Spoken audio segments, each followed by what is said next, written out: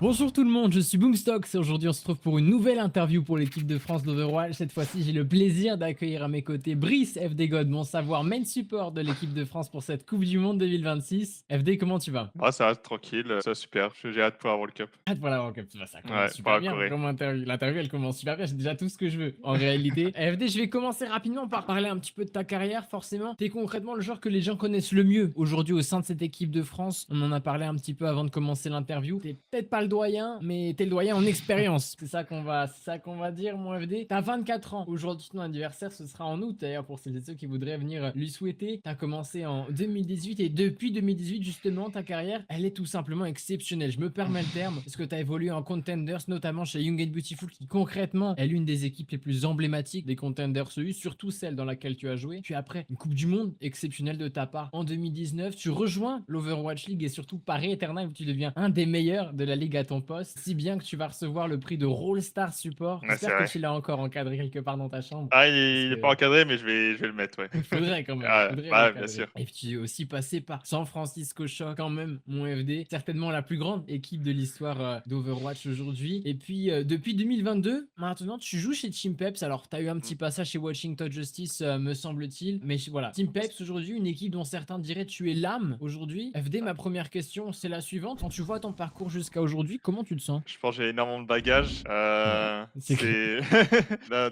de nos jours, sur la scène, je pense que c'est rare d'avoir des joueurs avec autant de bagages, donc Mm. j'essaie d'utiliser toute mon expérience pour aider, un peu, entre guillemets, «les nouveaux», hein, qui peuvent, venir un peu sur la scène, sur Watch 2 notamment. Moi, je me sens plutôt chanceux par rapport à mon parcours, je vais être honnête.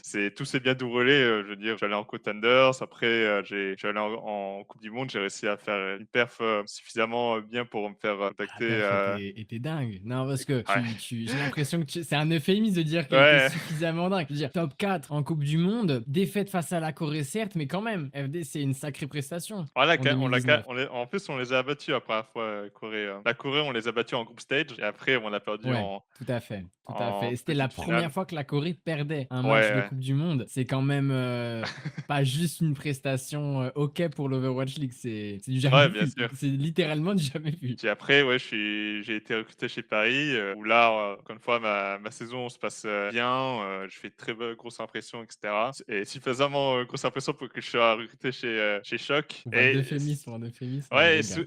et souvent, j'avoue, je m'en rends pas forcément compte que j'ai été chez Shock tellement que C'est énorme, c'est un c'est peu énorme. surréel, quoi, Et en surtout en plus, à tant que l'époque, il y a Moth, me semble-t-il, l'un ouais. aussi des meilleurs main support de la ligue. C'est quelque chose comme de passer au-dessus de lui dans la hiérarchie. Ouais, bien sûr. Bah, en fait, je vais être honnête, à l'époque de Paris et même la coupe du monde et cetera, j'avoue que j'étais un peu dans mon monde Ouais, et je réalisais pas à quel point Choc c'était, quelque chose de d'aussi choc. gros, quoi. Enfin, genre, Bah oui. je regardais un peu le Watch League, mais pas tellement et quand ils m'ont contacté, j'étais: «Oh let's go, je reste en Watch League, j'ai une autre équipe», mais j'ai pas forcément, capté à quel point c'était huge, quoi. C'est qu'en étant du coup, dans l'équipe, en vivant aux côtés de tout le monde, à quel point je me suis rendu compte que c'est une équipe de fous et que je Mmh. suis aux côtés des joueurs extraordinaires et je pense, ouais, c'est l'une de mes meilleures expériences Overwatch jusqu'à aujourd'hui, quoi. Forcément, je retourne un peu dessus. Team Peps, depuis Ouais, Team Peps. 2022, mon FD, c'est une équipe que tu as dans la peau presque aujourd'hui. Ouais, bah, j'étais là, dès le début, en fait, Mmh. dès le tout Tout à fait. début, en 2022, au début, c'était un peu une équipe, il y avait pas autant,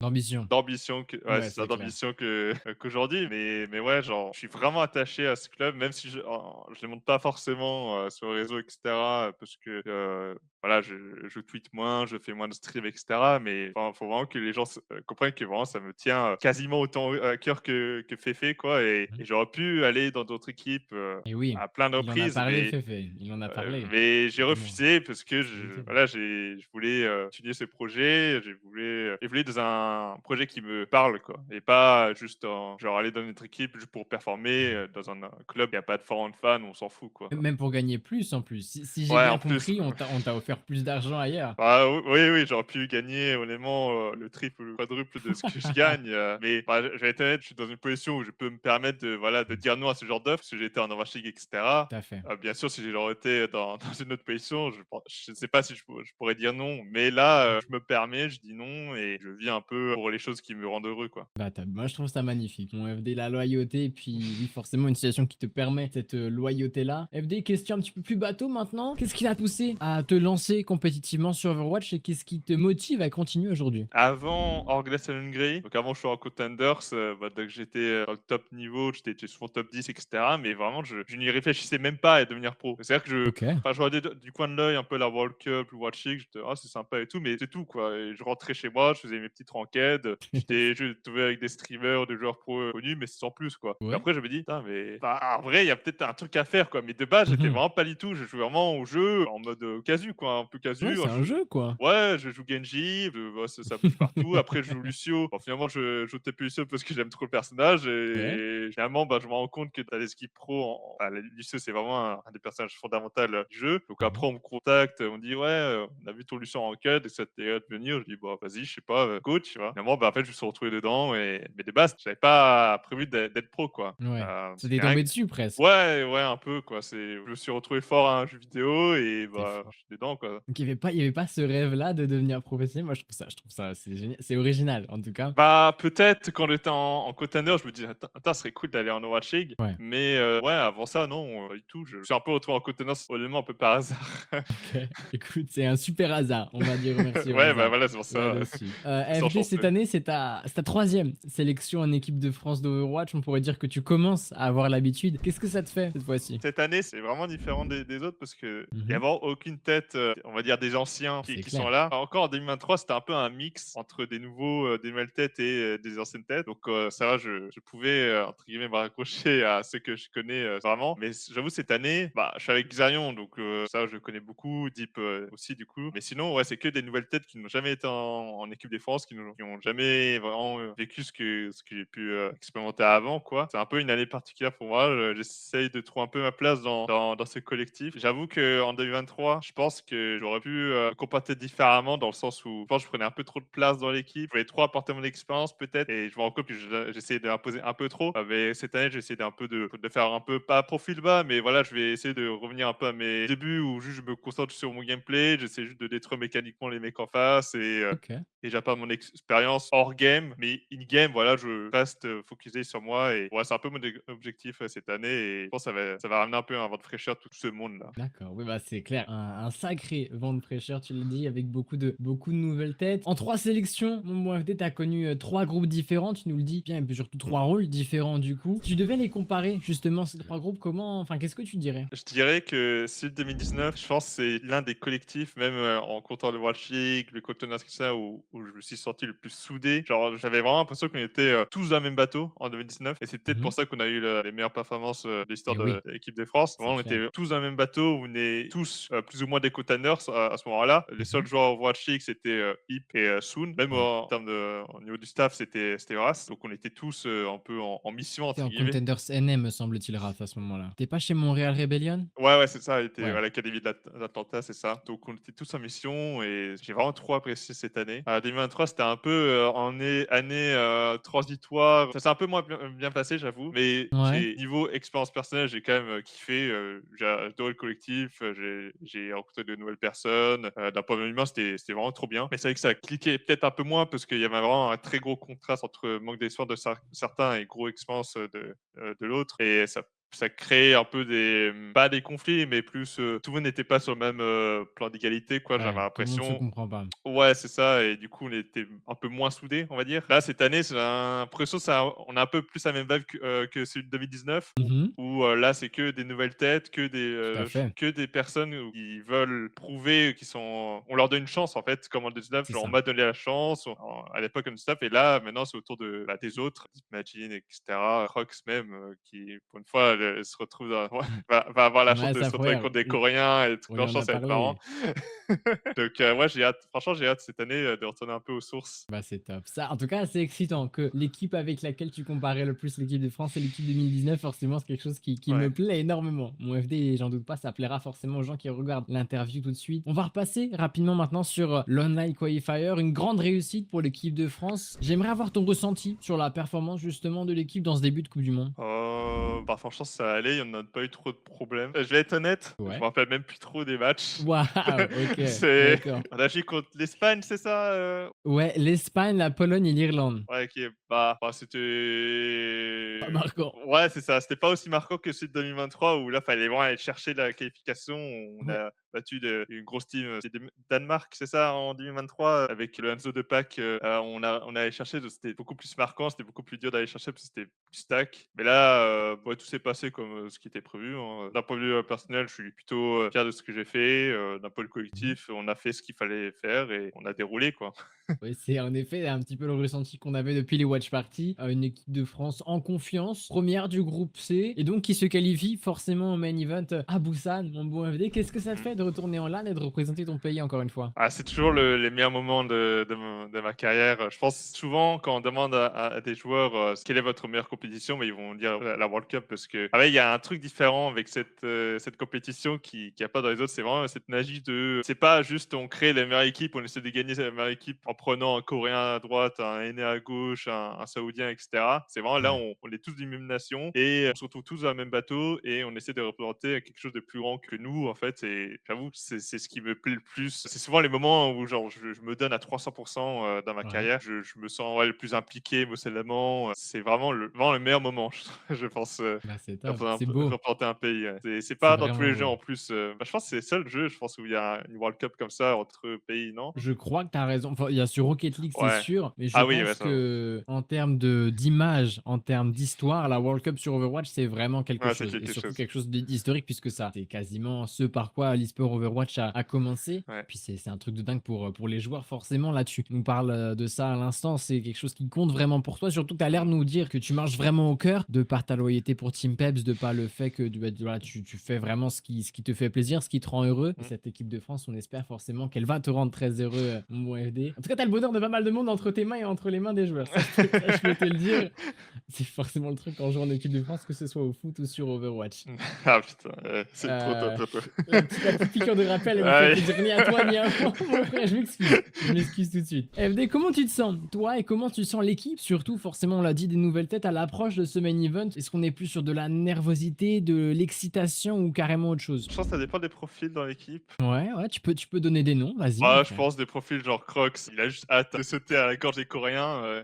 Ok. Il y en a, je sais pas trop comment ils se sentent. Je sais que Xion, il a hâte et il est pas du tout Ok. nerveux. Je sais pas par rapport à Majin et Deep, peut-être c'est ceux qui sont plus susceptibles à être nerveux de ce genre d'événement, mais encore une fois, je sais pas trop. Et moi, bah, c'est un peu, Mhm. bah, c'est pas une première, donc Ah moi, non, c'est pas une première. je viens, je vais essayer d'apporter mon expérience sur le terrain et c'est quand même avoir un peu de stress, c'est important parce que pour performer, c'est bien d'avoir du Oui. stress aussi. Parce que si tu viens et tu as 0 émotion, bon, bah, y a rien, quoi. Ah, Mais c'est la non. passion. Le stress, il vient avec la passion. Ouais, c'est ça, faut avoir du bon stress. C'est Hmm. vraiment important pour performer. Mais non, mais le collectif, on continue. Nos scrims se passent très bien là. On fait des plutôt bons résultats. Je pense qu'on est l'une ou peut-être la meilleure équipe en Europe. Donc, si on dérape pas pendant notre séjour à Busan, normalement, on devrait se qualifier. C'est qui l'équipe européenne qui est avec nous déjà? Le Danemark. Ouais, bah, le Danemark, normalement, ça devrait le faire. Mais on sait jamais, donc Mhm. on se prépare. On va essayer de quand même prendre quelques wins, peut-être refaire une 2019 contre la Corée. Mais voilà, je pense qu'ils seront un Très peu plus top. préparés qu'à l'époque. Ils se laisseront, ouais, ouais, ils se laisseront pas faire. Concrètement, là, on parle résultat. C'est quoi l'objectif pour ce main event? C'est quoi l'objectif pour cette Coupe du Monde? Pour Busan ou tout? Alors, À tout. forcément pour Busan, Oh, mais Busan. pour tout, on peut en parler aussi. Bah, Busan, c'est minimum top 2. Ok. Top 1, si on a à battre la Corée, bah, moi, je dis pas non, hein. Sinon, Oui. pour le main event, je dirais, c'est chaud parce que là, j'avoue que je sais pas trop quoi penser parce que notre collectif, c'est un collectif avec des gens qui n'ont jamais eu d'opportunité avant. Donc, je sens que si on a vraiment la rage de vaincre et Mhm. vraiment, genre, on a l'énergie pour aller chercher les grosses équipes, il y a moyen de faire des très bons résultats. Mais c'est vrai que plus les années avancent, plus il commence à avoir des pays vraiment stack. Par exemple, l'Arabie Saoudite. Enfin, en 2023, ils ont gagné, c'est vrai. Mais c'est un peu une révélation. C'est à partir de là où ils ont commencé un peu à se réveiller du monde de ce pays. Mais là, entre l'Arabie Saoudite, la Corée, bah, même les aînés, ils sont forts quand même. La Chine, quand même, peut-être un peu moins. Mais c'est de plus en plus compliqué d'aller chercher un podium, quoi. Mais on sait jamais. Tout peut se passer à la Coupe du Monde. On a vu en 2023 Tout à fait. la finale Chine-Arabie Saoudite. Genre, personne s'y attendait, quoi. Et pourtant, c'est l'Arabie Saoudite qui a gagné. Donc, tout peut se passer. Et on espère pouvoir faire le même type d'exploit que ce qu'ils ont fait en 2023, quoi, avec l'équipe de France. Je pense que c'est possible. Ouais. Donc, un top 4, ce serait insane. Plus, ce serait incroyable. Mais on va aller chercher au moins le top 3, top 4. Ce serait top, ce serait top. C'est de belles ambitions, c'est comme ça que je vais présenter ce que tu viens de nous dire. Mon FD, qu'est-ce que ça signifierait pour toi de qualifier à nouveau la France pour les phases finales de la BlizzCon? Et surtout, est-ce que ce serait un sentiment différent par rapport aux fois passées? Est-ce que ce serait différent? Bah oui, parce que là, les autres coups du monde, on allait directement à la BlizzCon, alors que là, Mhm. il y a une étape à Busan, enfin Ouais. dans une sorte de autre petite LAN. Donc, si on arrive à se qualifier pour la BlizzCon, ça te donne un objectif moyen terme à aller chercher, une étape en plus à aller chercher avant de, bien sûr, avant l'objectif final de soulever la coupe. Mais bon, ça donne pas mal de motivation. Si on arrive à se qualifier, bah, j'aurais l'impression qu'on est allé la chercher quand même si notre groupe est, on va dire que on est plutôt favori d'être dans le top 2. Même si certains, je sais que pensent le contraire, ils pensent qu'on va perdre contre le Danemark, et je pense vraiment pas. Mhm. Ça sera bien, mais c'est que le début, entre guillemets. Mais c'est quand même une étape à aller chercher et on se focus que ce qu'on a devant nous et pas rêver trop loin. On fait étape à étape. Ouais, je pense ça me ferait vraiment plaisir d'aller chercher avec l'équipe la qualification. Le groupe D, forcément, c'est le groupe dans lequel on est tombé avec le Danemark, la Colombie et forcément la Corée du Sud. On n'a fait que tourner autour de ces équipes tout au long de cette interview. On va vraiment maintenant commencer à en parler, mon FD. On commence avec forcément la Colombie, clairement l'équipe qu'on a oublié de mentionner depuis le début de cette interview. L'équipe considérée forcément comme la plus faible du groupe, menée par leur DPS, Temp et Leech, deux joueurs du T2 nord-américain, notamment Faceit League Master. Leech lui a été remplaçant, me semble-t-il, du côté de l'Unix Gaming en Overwatch Open Series. Comment tu te sens, FD, à l'idée de les affronter? Je vais aller dans le match un peu comme un scrim, Ouais. comme si on scrivait une équipe. Enfin, c'est horrible, mais Bah, Faceit expert quoi, ou Faceit waouh! au master. Bah, C'est pas des jeux. ah, Oui, plus Master. franchement, si on perd une map, c'est la honte, quoi. C'est la honte, Oui. voilà. Mais c'est vraiment, j'y pense même pas. Bien sûr, faut pas Bah, partir ça s'est trop vu. confiant, Ça s'est vu. mais faut quand même partir du principe que on n'est pas censé perdre contre eux. On va pas commencer à se mettre la pression en mode oh putain, nous on a tout à perdre et eux ils ont tout à gagner. Non, on va juste Oui. venir, on va jouer notre jeu comme ce qu'on fait en stream, comme ce qu'on a fait en groupe stage. Bah, ça va dérouler. Là où il va falloir donner vraiment beaucoup plus d'énergie, ce sera contre le Danemark et la Corée, où là chaque win compte et On pourrait dire chaque teamfight va compter. ah Et ouais, dans bah ces là, oui. matchs-là, Mais c'est vrai qu'à la là, Colombie, c'est. on n'y pense pas trop, Ouais. ça devrait bien se passer, mais il faut quand même faire attention, peut-être qu'il y a un accident, de parcours ou je sais pas, Ok. on sait jamais. On retrouve forcément, on l'a dit, la Corée du Sud, certainement la meilleure nation du monde à l'heure actuelle. Concrètement, c'est un regroupement Crazy Raccoon avec l'ajout de Simple et de Seonjun. Est-ce que la France a une chance face à EFD? Ah! Bon, je pense que cette équipe de Corée du Sud est plus stack que celle de 2019, même s'il y C'était avait pas des mal en gros noms. 2019 quand même. Ah oui, oui, mais là, c'est plus c'est un collectif, quoi. Plus Ouais, ils tout ont à fait. rajouté, un gars, enfin, ouais, ils ont rajouté Simple et Mm. ouais, Seonjun. Mais sinon, là, c'est des gars qui jouent ensemble depuis longtemps, en plus. Donc là, c'est comme si on se battait contre Krezakun plus Simple, contrairement au 2019 où c'était plus un mix, ils prenaient juste des gros noms et ils espéraient que ça marche, quoi. On va dire que est-ce qu'on a une chance? Je pense qu'on a une chance s'ils nous prend vraiment trop, à la légère ou ils nous calculent pas et que nous, on leur saute à la gorge et genre on laisse pas le temps de respirer. Il y a moyen de leur mettre quelques maps et peut-être d'arracher la victoire, mais ce serait étonnant de leur part, quoi. Je pense pas que ça serait aussi facile que Ok. c'est 2019. Je pense dans 2019, ils nous ont sous-estimé de fou et c'est ce qui leur a fait perdre. Et je pense aussi qu'en 2019, ils sont pas assez scrim tant que ça. Ils sont pas assez préparés pour la compétition, alors que nous, derrière, quand on s'est battu contre la compétition, on en avait au moins 5 mois de scrim derrière nous, Mhm. 4 heures par jour.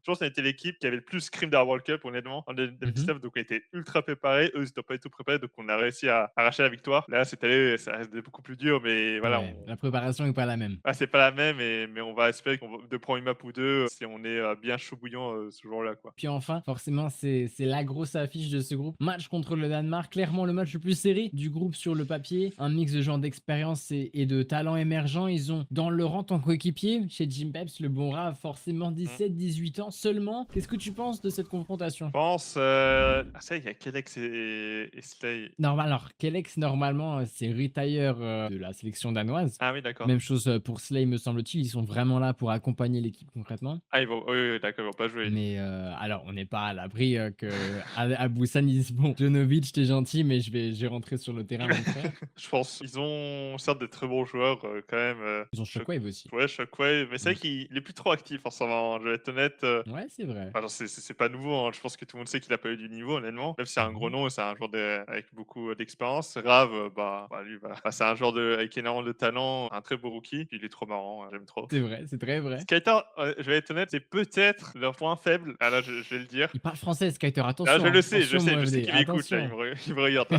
Ah oui, il te regarde Mais bizarre là. voilà, moi je pense qu'il y a des trous dans son pool. Je sais qu'il travaille énormément sur sa diva, sur son sigma, pour voilà, un peu boucher ses lacunes. Mais je pense que c'est pas suffisant, honnêtement. Jonovic et Yuam, ils sont bons, mais je trouve qu'ils sont, voilà, voilà, ils sont OK, ils sont bons, mais sans plus. Je pense que ça devrait le faire honnêtement, même en entraînement quand on scrim contre eux, ça se passe très bien. Ce serait une contre-perte de perdre contre eux, mais on n'est pas à l'abri de perdre une map, bon, si on perd une map, on va dire c'est normal, si on perd 2, ça commence à être bizarre, je Ok. pense. On va maintenant pouvoir mettre fin à cette interview. Justement, pour y mettre fin, mon MD, je vais te laisser l'opportunité de remercier qui tu veux. Moi, je te remercie déjà dans un premier temps. Et puis voilà, si t'as un message pour les fans ou pour les gens qui regardent l'interview, fais-toi plaisir. Ouais, je voulais juste, remercier, toute la communauté EFR, ceux qui suivent, la World Cup, ou même ceux, qui suivent, Team Peps. Merci de votre soutien et désolé si je suis pas assez présent sur, les réseaux et cetera, si je stream pas assez et cetera. Mais sachez que vraiment, je me donne à 300 dans tous les projets dans lesquels j'évolue et la communauté EFR me tient beaucoup plus que ce que les gens pensent. Voilà, je vais tout donner pour la World Cup et on va tout donner, on va essayer de faire une très bonne perf, merci du soutien et Merci beaucoup, mon bon Brice FD God Mon Savoir. Merci à vous d'avoir regardé cette interview. On se retrouve très bientôt pour une nouvelle, justement, interview pour cette équipe de France d'Overwatch. Si ça vous a plu, n'hésitez pas à aller vous abonner à la chaîne du 6, bien entendu. On se retrouve à Busan ou en Watch Party, tout le monde. D'ici là, portez-vous bien, prenez soin de vous, prenez soin de vos proches. Encore une fois, merci à toi FD God de m'avoir rejoint pour cette interview de l'équipe de France. On se retrouve très merci. bientôt, j'espère. Ciao, ciao tout le monde. Ciao.